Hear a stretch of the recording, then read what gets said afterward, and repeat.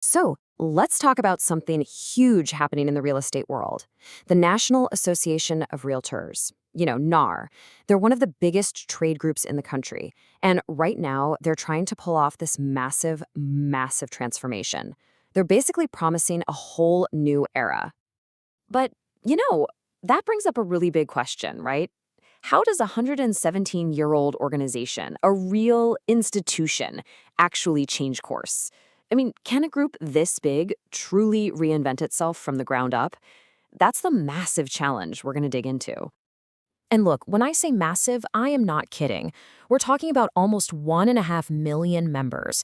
Just think about that. Any little change, any tweak, it affects this enormous group of people. It's no wonder some members say trying to change NAR is like trying to turn a giant cargo ship. Okay, so here's how we're going to break down this corporate turnaround story. First, we'll look at the huge uphill battle they're facing.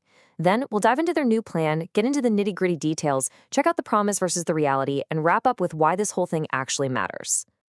All right, first up, NAR's uphill battle. And you can't really get why they're making such a dramatic move without understanding the problems they're dealing with.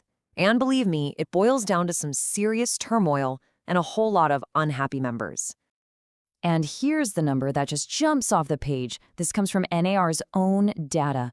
Fewer than half of its members, less than 50%, are satisfied. Wow, that is an incredibly low number. It's not just a small problem, it's a full-blown crisis of confidence. Honestly, it's like a perfect storm of challenges. You've got the fallout from all the turmoil over the last couple of years. You've got this desperate need to prove their value to members. Then there's the sheer logistical nightmare of trying to change course with 1.5 million people. And on top of all that, they have to somehow rebuild trust with the very brokers and agents who are supposed to be their biggest supporters. So, with all that pressure, what's NAR's big move? Well, they've rolled out a brand new, formal 3-year strategic plan. And they're not just calling it an update, they're framing it as the blueprint for a complete overhaul. And, this wasn't just handed down from on high. It was worked through by a 64-member executive committee. But here's the key part. It passed with a unanimous vote.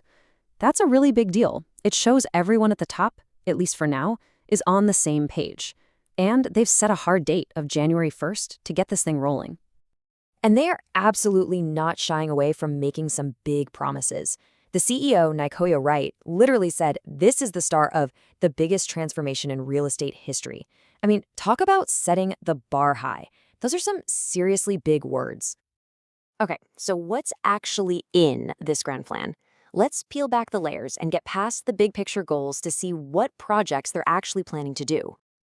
So it really boils down to 4 main focus areas. They're looking at modernizing tools and data, which is a huge tech lift. Then there's improving transparency, strengthening ethics, and clarifying how data is shared. So it's this mix of tech upgrades and really a fundamental cultural shift. And this is a perfect way to see just how wide-ranging this plan is. We're talking about 75 different projects here, and they run the whole gamut, from something pretty tactical and short-term, like getting legal experts in a room to talk compliance, all the way to this absolutely massive long-term project of moving the entire organization to something called a zero-based budget. Now, if you're not familiar with zero-based budgeting, let me just say it is a huge deal. It means you can't just take last year's budget and add a few percent. Nope. Every single department has to justify every single dollar they want to spend, right from zero every single year. The CEO even admitted most companies don't do it because it's just so incredibly hard. So where did all this come from? Well, a lot of it came from what NAR called a listening tour. They went out and actually talked to brokers, and they heard over and over again about the same pain points: lead generation, recruiting, trying to keep up with tech. So in response, the plan is promising to tailor its support for brokerages of all sizes and even build a whole new website just for the smaller guys. Okay, so this all sounds really good on paper, right? But now comes the million-dollar question. Can they actually pull it off? This is where we have to step back and look at the promise versus the reality. And there are definitely some skeptics out there, and for good reason. Some people are looking at the main initiatives in this plan and saying, hey, wait a minute, this looks an awful lot like stuff NAR has promised to do before. So the big concern is this actually a new direction, or is it just old promises in a shiny new package? But NAR's leadership is pushing back on that hard. The incoming president, Kevin Brown, basically says the real change here isn't just what they're doing, it's how they're doing it. He points to the new structure where staff has to report on progress every single quarter. He says that adds a level of accountability that just wasn't there before.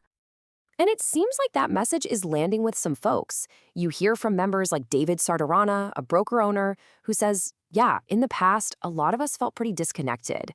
But for him, this new focus on transparency and making leadership accountable, well, he says that's really encouraging.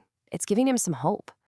So you might be thinking, okay, this is interesting for real estate agents, but why does this matter to me? Well, let's zoom out. Let's talk about why turning this particular cargo ship could actually affect a lot more than just the industry itself. Just look at how fast all of this is happening. A year ago, total turmoil. Last month, they're in these intense meetings in Chicago. Today, the plan is unanimously approved, and it officially kicks off on January 1st. I mean, they're moving at lightning speed here, trying to build up as much momentum as possible. And that's the bottom line, really. This isn't just some internal shuffle at a trade organization. This is a full-on attempt to modernize a nearly 1.5 million member group that basically sets the rules of the game for a multi-trillion-dollar industry.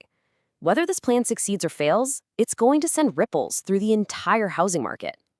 So it all comes down to this one question. After all the listening tours, the big votes, the powerful speeches, is this a real course correction? Is NAR actually turning that giant ship? Or is this just a new, shiny map for the same old vessel pointed in the same old direction? I guess we'll have to wait and see. But you can bet we'll be watching.